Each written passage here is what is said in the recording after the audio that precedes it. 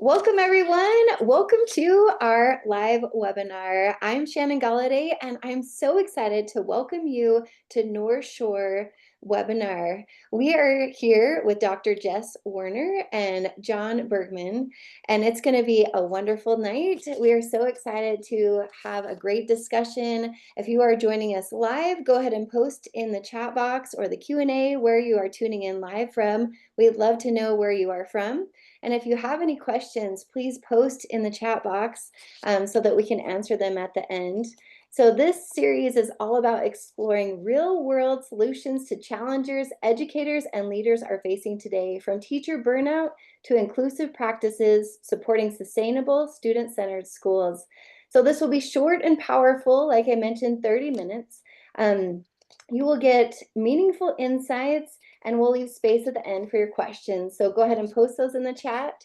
So today's conversation is on why teachers leave and what keeps them. We're excited to be joined by two thoughtful voices in education.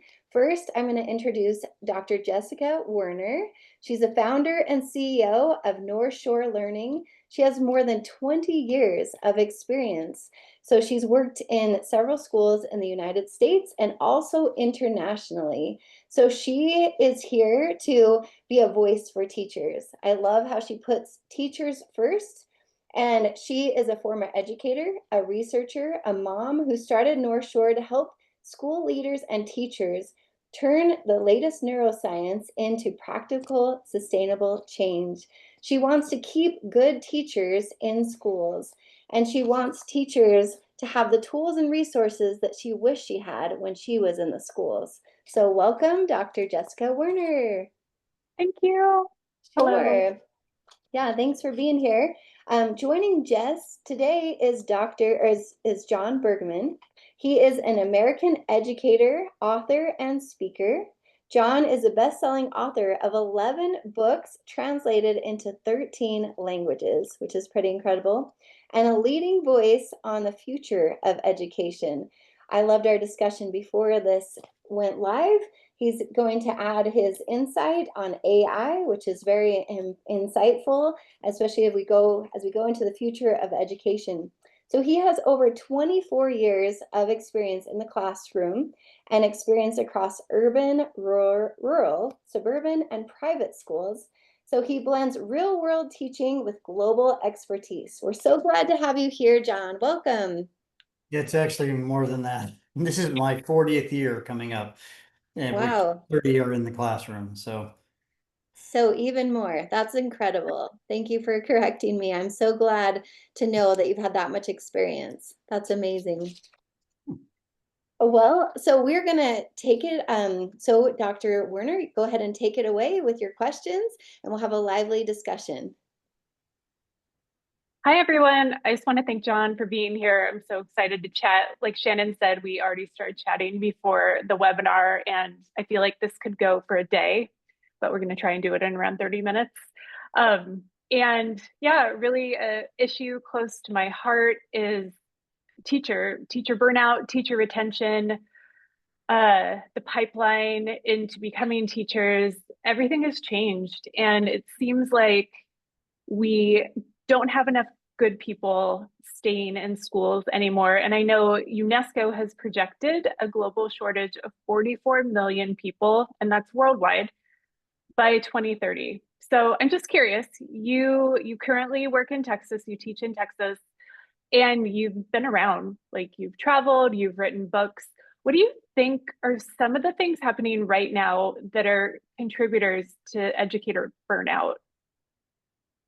what I'm seeing, and as I talk to teachers, is you know, teachers don't quit jobs, they quit people don't quit jobs, they quit bosses. And I think what's happening in a lot of education is that there's just so much demand on our teachers and you could say it's administrators, it's the school boards, it's the society, whatever, they're feeling like there's too much, and I think that's what I'm seeing is causing a lot of the burnout. Even I've seen a lot of posts just recently, even teachers who are overwhelmed with AI and they're saying, I'm tired, I can't fight this AI thing anymore. There's a lot of things that's causing them to quit.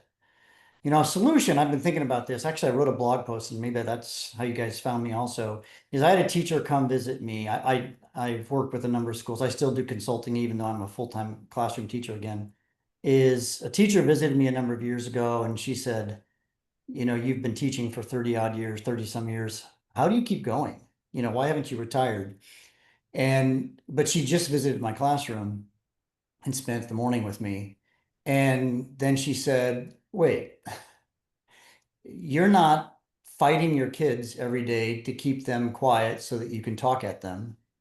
She walked into my student-centered mastery flipped classroom and saw the kids interacting. And my job is really, after I build the structure and teach them how to learn this way, is to walk around and interact with kids and help them on difficult concepts. But in the process, I get to chat with them about life, and I am more of a mentor. And so I don't, and she said, that's how I want to be when I'm your age, like implying I'm old, which I am. So I think that's sort of a big answer. But if we change to more of a student-centered classroom, if we change how we teach, I think that the burnout rate will go way down. I agree. Could you say a little more about student-centered classrooms? I know this has been your life's work, but In a what does it look like nutshell, in your classroom, or how did you get started, and what were some big changes that you saw that were really effective? well, I was a stand and deliver teacher for 19 years, and then in 2006-07 school year, Aaron Sampson and we were teachers next door to each other. We came up with the idea of the flipped classroom in our small rural school in the mountains of Colorado. And we realized that there had to be a better way. Our problem, honestly, was that students, because we're so rural, our kids would have to get on a bus and go to a basketball game or a debate tournament or whatever, and they'd leave at noon and they'd miss their afternoon classes. And so that's when we said, what if we created these videos that kids could watch who missed class? But then when we instituted that school wide or in our classes wide, we realized that now we had changed the role. We still believed in lecture. We still lectured on these cheesy videos, but now I could use class time to walk around and help kids. And I discovered that, we were doing the hard stuff.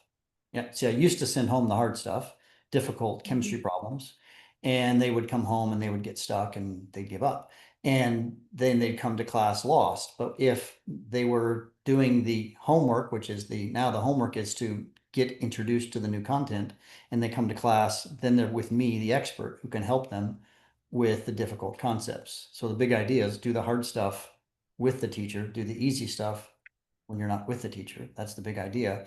And we saw a radical transformation. That led us even to moving not just to a flipped classroom, but a flipped mastery classroom where the students now can progress at a flexible pace through the content. And my last book was the Mastery Learning Handbook, where I walked teachers through how to make a mastery-based classroom that where every kid is on a slightly different page, if you will, of the curriculum. Yeah, I've been following your work for a long time, especially flipped classroom. I remember helping some teachers implement it a few years ago. How are you finding that AI is contributing to your own model, and how is it helping teachers? Well, so my story on AI is maybe is different. A year and some change ago, my principal said, John, I want you to figure out AI and what's coming and all this kind of stuff. So I dove deep. I mean, I say I'm a full-time teacher, but they do give me one release period to do PD for the staff. So I devoted a huge amount of time to learning about AI, and I started out the school year AI positive. We found a great AI tutor tool. I started to implement it. And then, I would say October, November, I discovered issues. And I have really become very wary about AI. I think AI is going to cause more human harm than anything I can imagine. I think it's not a great thing for education. I mean, two instances. One instance is, we have this AI tutor, and I think in retrospect, I misused it, so to speak, is what I assigned this AI tutor. My kids are in this mastery classroom. I teach a low level, if you will, geology class, not low, but lower for our school. And the students were taking, the intent was that they would do the AI sort of Q&A thing in the class. And they say, hey, Mr. Bergman, we're just going to do this at home. I said, all right. But then what I really discovered they were doing is they were using AI to do the AI assignment, and then they weren't learning. And then I also teach some of the smartest students at our school, the kids who, Ivy League aspirations in physics class. And I was watching one of our students, one of our top students, and I watched her, and she was struggling with a difficult physics problem. And she opened up her laptop and opened up ChatGPT, and then she got some help. And she wasn't like cheating or anything like that. But I realized what she was doing is she was not going through what I'm calling the productive struggle that she needs to go through. She would have easily gotten, I don't know, easily, but if she would have spent 2 more minutes with that problem, she would have got it. But from a brain research and how the brain works and learning, I'm kind of a geek on that stuff. She wasn't doing that work in her brain. She was offloading it to AI, and she shortchanged herself. And so I'm not a Luddite. AI is here to stay. I think there's good uses of AI. I'm actually speaking at an AI conference next week. And my first presentation is, I wrote an article, AI will stupefy our students unless we do these 6 things. And then the second presentation is how to use AI tutors in a positive way. And that's the 2 presentations I'll be doing. And I think that we need to really be careful about that because we're working with developing brains. And developing brains, if they offload too much to AI, then they won't grow their brains. And if they don't grow their brains, they will suffer, I fear. Yeah, we were talking earlier how AI is pushing some people out of schools already. For some people, because it feels like one more thing. How am I going to learn it? How am I going to implement it? For others, because they see it as a cheating tool, perhaps. And so I think when you said the intention or the intent for using AI is really important. Do you have any resources you would recommend teachers look at for spaces to understand how to do that better? I just wrote a blog post, posted on my website this morning, about, I really think honestly that the early work that I did with flipped learning and the books that I wrote about that topic are more relevant than ever before, because I think the key is we need students to do hard cognitive things. And if you think that they're going to do the hard cognitive things at home and not use ChatGPT, I've got a bridge to show you. I mean, too many students will take the easy way out. Now, some won't. They're great kids and they will not, but the temptation is really hard. And so in a flipped learning environment, the students are going to get this introduction to the content through a short reading or a video that they're going to watch. Then they're going to come to class. Let's do the hard cognitive work there. And I think that's going to be huge. And if you go to my website, jonbergmann.com, I've got resources there. All my books are there. I've even created some online courses. Like, we know what makes good flipped learning class. You can take this online course. I've got one for K-12 educators. I got one for higher education educators. These are great resources for educators if they are thinking maybe now is the time to dip their toes into flipped learning. I think flipped learning is going to be a huge solution to helping kids build those mental connections. And it takes the burden off the teacher too. What is it like in your class when, like you said, the students are working and you just get to go help students? Like, do you? I don't know. I could never do it any other way. I mean, my kids, I'm walking around and I have to switch my brain too, because student A is working on this and student B is on this, but honestly, they clump. And so if group of 3 is doing this, group of 4 is doing that, group of 2, and group of 1, they're all working ish independently, but it works. It's also a lot more discussion. So in my geology class, it's more like we're going to have it would feel kind of like an English literature class. They all watched a video on volcanoes. And now we want to go deep and discuss what's the difference between the chemical composition of magma that creates an explosive eruption, i.e. Mount St. Helens, and what would be the chemical composition of the magma that comes from like a Mount Kilauea in Hawaii, that it doesn't explode, it oozes out, right? That's just a flow of lava. And what's different about Hawaii, underneath Hawaii versus underneath Washington State? And I mean, let's have this conversation. Now, again, they've had some background. They've watched a video on this topic or done a short reading, and now we can go deeper and more well, let's talk about Hamlet. I mean, it would be the same kind of it would feel like that, but in the science class. just sounds like it's more fun as the instructor and as the student.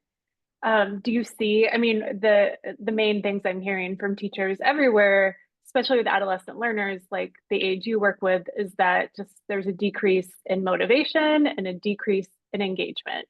Mhm. Does your method change that, do you find? 100%. Yeah. I mean, they're more engaged. I mean, we have digital learners. In one of my books, it was called Solving the Problem of Homework, by Flipping the Learning. I surveyed, and this is, oh, it's probably 8 years ago that I published this, but I surveyed 2 or 3 thousand kids who were in flipped classrooms. And one of the questions I asked is, does flipped learning increase, or keep your screen time? What does it do to your screen time? And the vast majority of them said it just replaces my screen time or adds just a little. And our kids are on screens, whether we like it or not. I think that's a whole nother issue. They shouldn't be as much as they are. We shouldn't be. And now I'm going to give them content that's, useful, right? It's not just some TikTok, Snapchat thing or whatever. So. What about behaviors? That's another reason a lot of people are leaving, just the increase in difficult and challenging behaviors. Do you experience any of that? No, I mean, and I want to say for a note here, I'm in a very privileged place now. I've taught in public schools, inner city schools. I'm now at a private school, a high performing private school in Houston. But I mean, I also still consult. And so I'm working with a Title I school in, in New Mexico with a high percentage of students who come from socioeconomically disadvantaged groups. And the teachers there who I've been working with and counseling or consulting with, they have just said, I cannot believe the differences that are happening with my students. They're actually watching the videos and they're engaging. My kids are actually learning the content. And, so a lot of people say, well, Jon, you're teaching at that private place. So of course it works for you. But I'm telling you, I have seen it work in every imaginable place that you can think of. The largest instance of flipped learning right now is in Misiones, Argentina. The whole province has moved to flipped learning, and they have mostly, lower income kids, and it's working there. So don't feel like it has to be something that is for elite schools, this kind of a thing. That's really helpful. I'm wondering, okay, so for our teachers who this is kind of new, thinking about how to make learning more student-centered, and in different cultures, still there is the facilitator, the teacher's facilitator, sage on the stage. Do you have any advice for people who want to dabble in student-centered classrooms, or where would you start if Well, the good news, you like wanted to with the flipped try? classroom, is you don't have to flip a class. You can flip a lesson. So the entry point is very low. You don't have to dive in. Like again, these schools that I mentor, I've got 2 schools I'm mentoring right now, and then I have individual teachers I meet over Zoom, and like make our first flipped lesson. The next step is let's make a flipped unit. And this is over the course of a year. And now I've got teachers who are fully flipping their class and some who are going to move to the mastery model. But it's a process. Teachers need it's helpful to have a coach.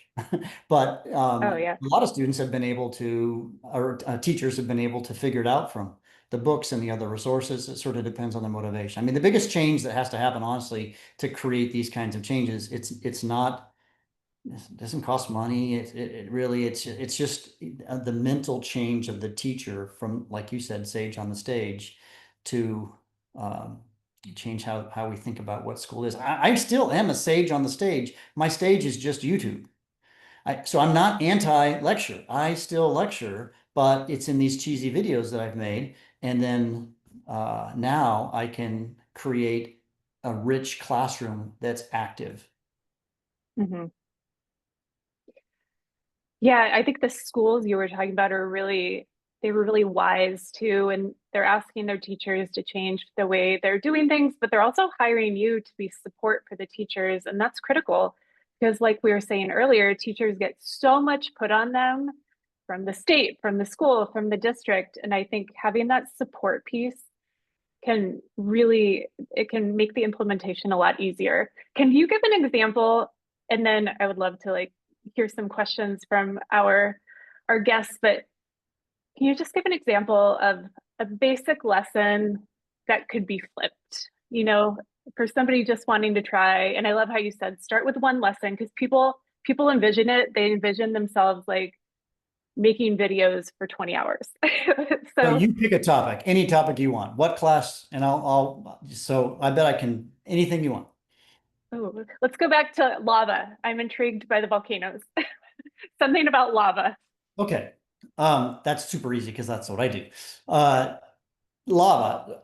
I have a short video on lava, on what makes up lava. It has to do with the silicate content, which changes the viscosity. And my video is called Explodey or Oozy, I think, or something like that.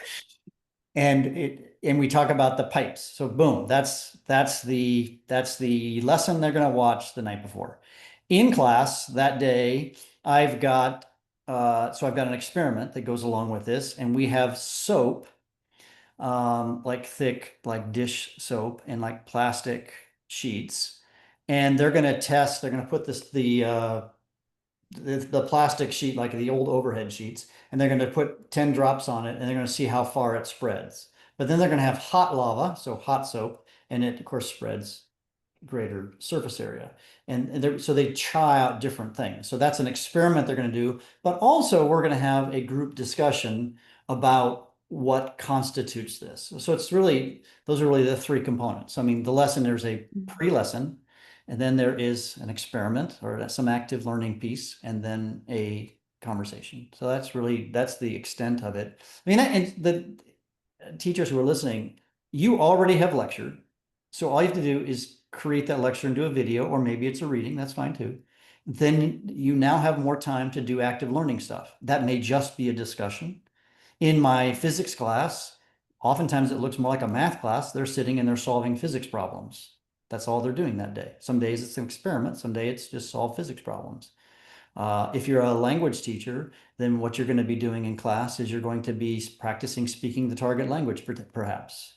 If you're an English teacher and you want them to write, they could write an essay there, right? Especially in this age of AI, I think you're going to want them to write those essays in the class because you have now taken that time where you're doing the direct instruction and you've moved it out of the class, and now you've netted 20, 30, I don't know, however minutes that's you're getting time to do those things that you know are what's best for kids.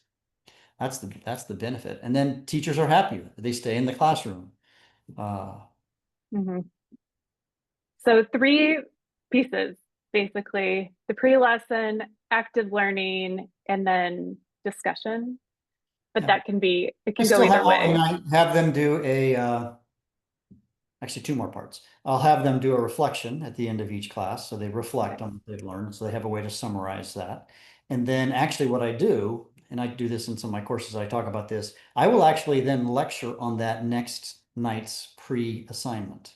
I would do 2 minutes, 3 minutes max, where I'll say, as you watch tonight's video, as you read tonight's assignment, there are three terms that are really difficult, and I want to just preview it. I'm cognitively, I'm reducing their cognitive load, and Mhm. or I'm selling the video, the reading to them a little bit, but pedagogically, I'm really lowering the cognitive load so it's a little bit more understandable. So I set a little timer on my phone, and boop, it beeps at me, and I say, oh, time to preview tonight's thing. Well, and I have to give you credit. So right now we've created and we're piloting a virtual instructional coach training program for teachers. And we made it a flipped model. So thank you. And we thought this is so much better, especially for our teachers all over the world. They're going to do the heavy lifting when they can, when they have time. And we're going to use our precious time together online once a month to implement and discuss and do those kinds of pieces. So thank you for providing providing that model for us. Yeah. Yeah, no. Okay, pre-lesson active learning. I love the reflection, and I thought your idea about previewing the next assignment is really brilliant as well. Well, by the way, that's not my idea. That was Dr. Helene Marshall at New York University, I believe it was, who introduced me to that idea. I'd never done that until this year because I had a conversation with her and I said, "Oh my gosh, why have I not thought of this before?" Because, well, she did and she's smarter than I am. So, so that's become a new piece to the puzzle that it's brilliant. So Yeah, and it gets them excited potentially, like, ooh, I gotta go watch the video, or ooh, yeah, what are we gonna learn? yeah. So those are the kinds of things that, yeah, again, take my course and you'll get all the best practices. Everybody asks, well, what if they don't do the work? And, I address all those kinds of issues that are always pressing when people talk about flip learning. Okay, this is really my last question, but for the administrators on the call who are hearing what you said and they're thinking, yeah, I would love to see my teachers start this, what would be a good first step? What can the administrators do to help support this? So when I work with schools, I encourage the administrators to pick the right people.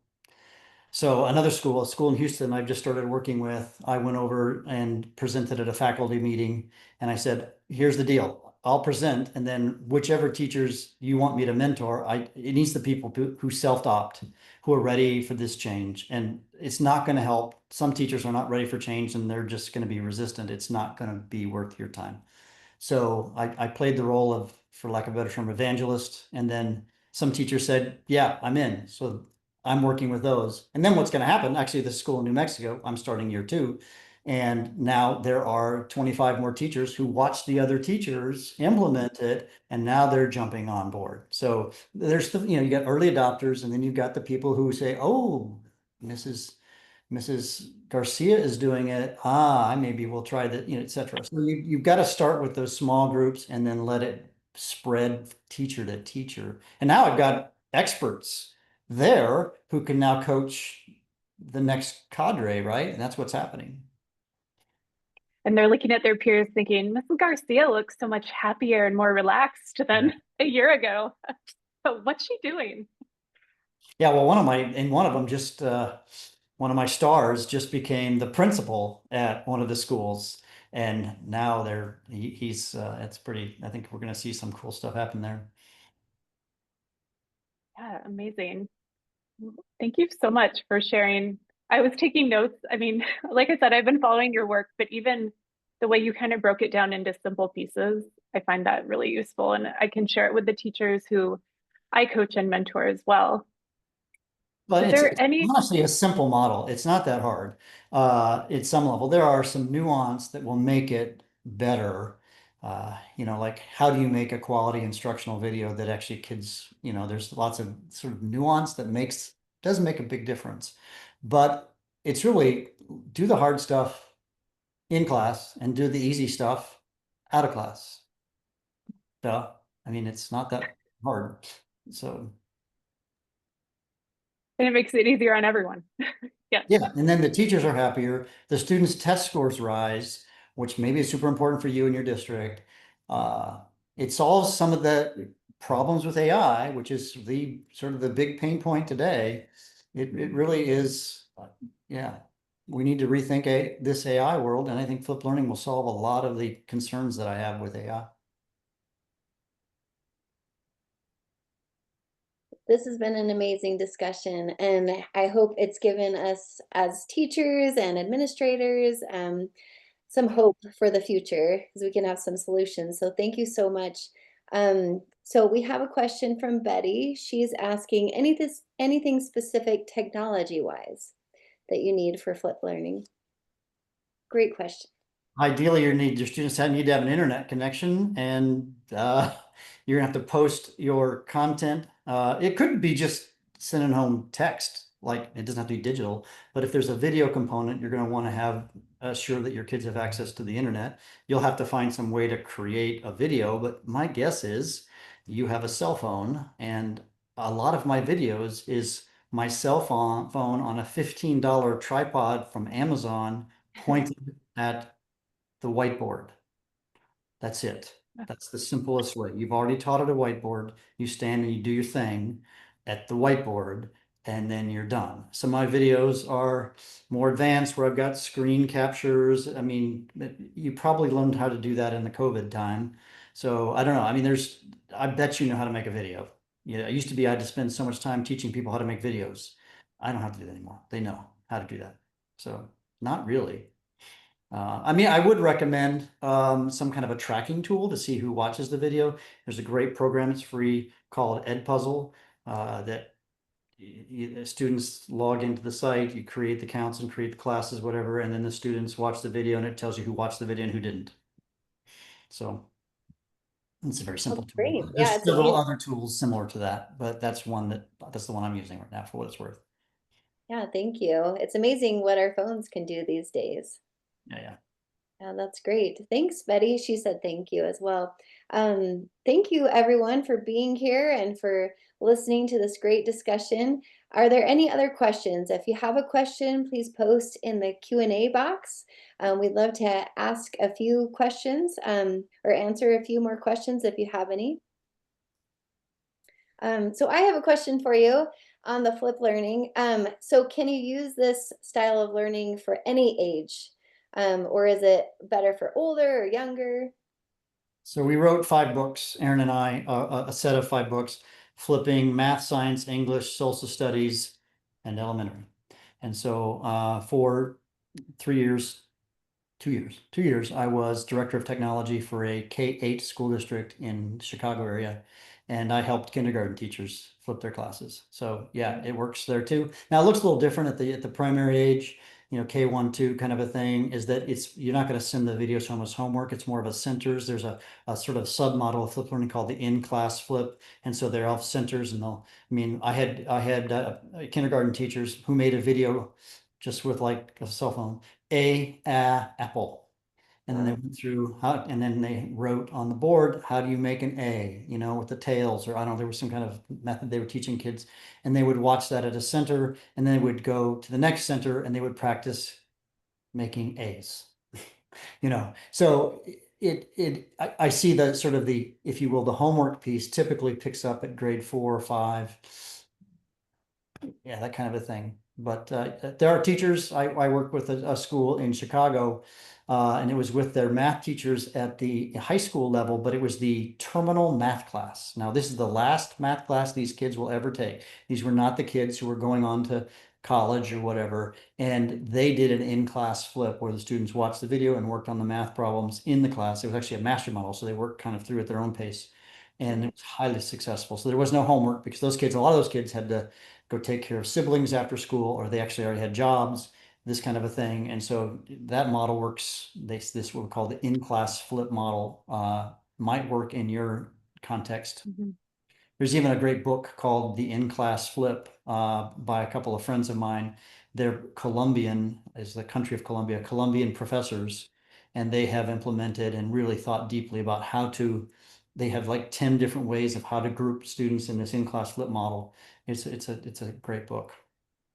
Yeah, thank you. So many great resources. Thank you for sharing. Well, it looks like those are all the questions from our audience tonight. Thank you for being here, for watching this. What a great discussion. Thank you, Jon, for being here, and thank you, Jessica. We appreciate all of you, and we are doing these every month, so stay tuned for our next webinar. We hope you have a wonderful night, and we'll see you again soon. Good night.